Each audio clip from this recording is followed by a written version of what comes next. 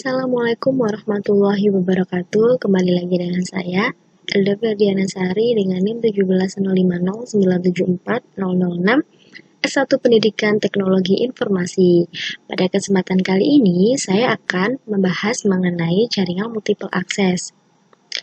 Jadi pada jaringan multiple access itu terbagi menjadi 4 teknik. Yang pertama ada FDMA, yaitu Frequency Division Multiple Access. Yang kedua ada CDMA, Time Division Multiple Access. Dan yang ketiga ada CDMA, Code Division Multiple Access. Dan yang terakhir ada OFDMA, yaitu Orthogonal Frequency Division Multiple Access. Nah, pada kesempatan kali ini kita hanya akan membahas kurang lebihnya 2 aja. Jadi kita akan membahas mengenai FDMA dan TDMA. Nah, ini adalah merupakan gambaran konsep dari FDMA sendiri.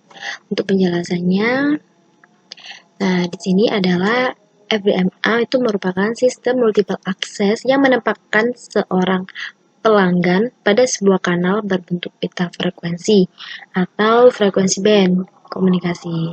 Jadi satu pita frekuensi itu dianggap sebagai satu jalan.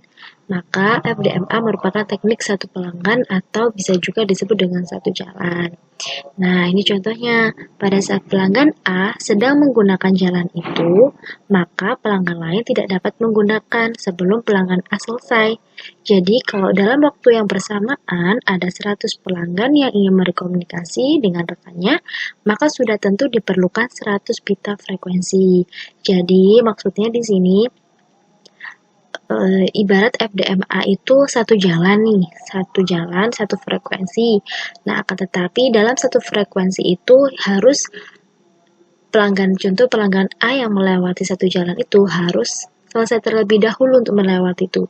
Baru pelanggan yang lain bisa melewati frekuensi atau jalan tersebut. Tidak bisa secara berbarengan. Misal ada pelanggan 2 yang melakukan perjalanan di dalam satu jalan itu tidak bisa. Itu konsep dari FDMA sendiri. Nah, kalau setiap pita memerlukan lebar 3 kHz dan frekuensi yang digunakan berawal dari 890 MHz, maka ini pita frekuensi kanal 1 mulai dari 890 MHz hingga 890,030 MHz. Pita frekuensi kanal 2 mulai dari 890,030 MHz hingga 890,060 MHz.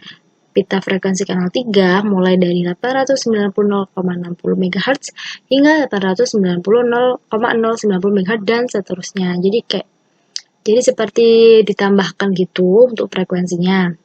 Nah, sedangkan lebar total seluruh pita yang digunakan adalah 100 kali 30.000 Hz atau sama dengan 3 juta Hz. Bisa juga kalau dijadikan megahertz menjadi 3. Itu artinya jika frekuensi yang digunakan mempunyai batas bawah 890 MHz, maka batas-batasnya adalah 893 MHz. Nah, itu kurang lebih konsep untuk perhitungan lebar pitanya. Nah, adapun di sini FDMA itu memiliki kelemahan dan keuntungan sistem frekuensi multiple access. Yang pertama, pada kelemahannya itu kapasitas berkurang drastik sejalan dengan penambahan jumlah karir akibat noise, intermodulasi dan back off. Jadi untuk kapasitas berkurang dari jalan dengan akan berkurang jika penambahan jumlah karir itu akibat noise. Lalu yang kedua, perlunya pemerataan daya tiap saluran di TXR untuk menghindari capture effect atau harus real time mengantisipasi pelemahan akibat hujan, awan tebal dan sebagainya gitu. Lalu untuk keuntungannya sendiri, sistem kesulitan itu sangat sederhana, untuk pengoperasiannya juga mudah, peralatan murah dan terbukti andal. Lalu dimensioning stasiun buminya juga kecil. Nah, untuk pembahasan kedua, kita akan membahas mengenai TDMA atau Time Division Multiple Access. Ini kurang lebih gambar dari si TDMA-nya. Nah, berbeda dengan FDMA yang memberikan satu frekuensi untuk dipakai satu pelanggan, untuk TDMA sendiri itu bisa memberikan satu pita frekuensi untuk dipakai beberapa pelanggan. Jadi tadi kan VDMA satu frekuensi satu pelanggan. Tapi kalau TDMA itu satu pita frekuensi bisa dipakai beberapa pelanggan. Nah, jadi kanal-kanal komunikasi dilupakan dalam bentuk slot-slot waktu. Slot waktu itu merupakan berapa lama seorang pelanggan mendapat giliran untuk memakai pita frekuensi. Tuh, jadi satu slot waktu itu bisa digunakan oleh satu pelanggan. Dan slot-slot waktu ini biasanya dibingkai dalam satu periode yang disebut dengan frame.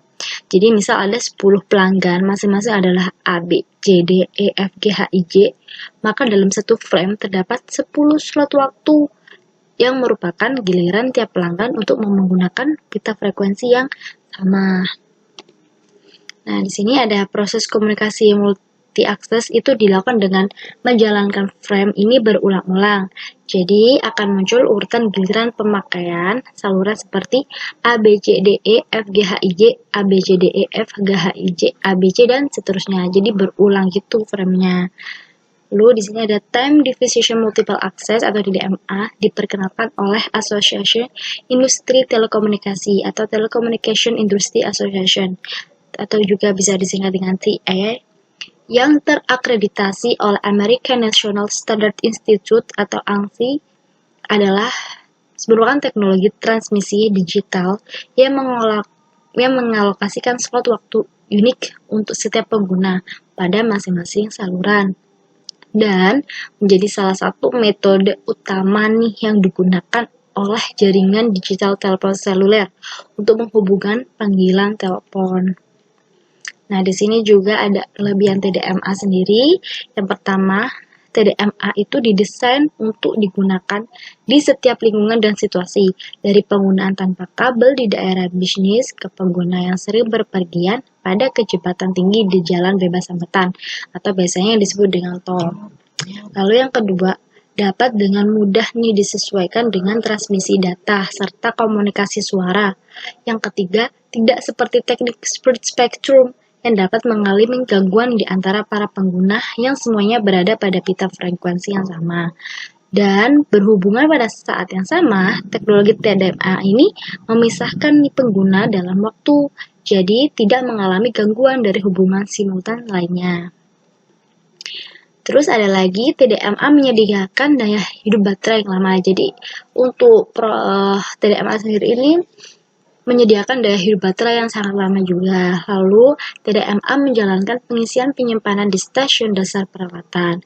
Ruang dan pemeliharaan merupakan faktor penting sebagai ukuran pertumbuhan sel yang lebih kecil. Lalu, biaya penggunaan TDMA sangat efektif untuk mengubah teknologi arus sistem analog ke digital. Wah, ini benar-benar bagus banget sih kalau misalnya biaya TDMA itu sangat efektif, apalagi mengubah teknologi arus sistem analog ke digital. Nah, di sini juga ada kelemahan TDMA. Ini merupakan konsep kelemahan dari TDMA. Jadi, penggunaan dari celah waktu itu sudah ditetapkan, membuat sulit untuk mengendalikan panggilan ke kolom berikutnya. Menambah kemungkinan dari sebuah panggilan akan terputus ketika panggilan tersebut bergerak di antara kolom-kolom. Nih. Dan TDMA merupakan pokok dari penggabungan bagian-bagian distorsi.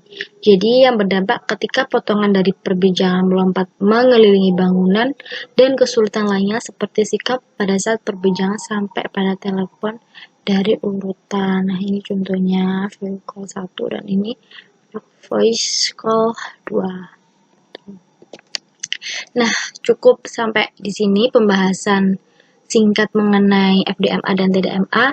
Kurang lebihnya mungkin bisa dicari di internet banyak banget. Dan semoga pembahasan kali ini yang saya berikan bisa bermanfaat buat kalian menonton. Kita berjumpa di pembahasan selanjutnya. Terima kasih banyak. Wassalamualaikum warahmatullahi wabarakatuh.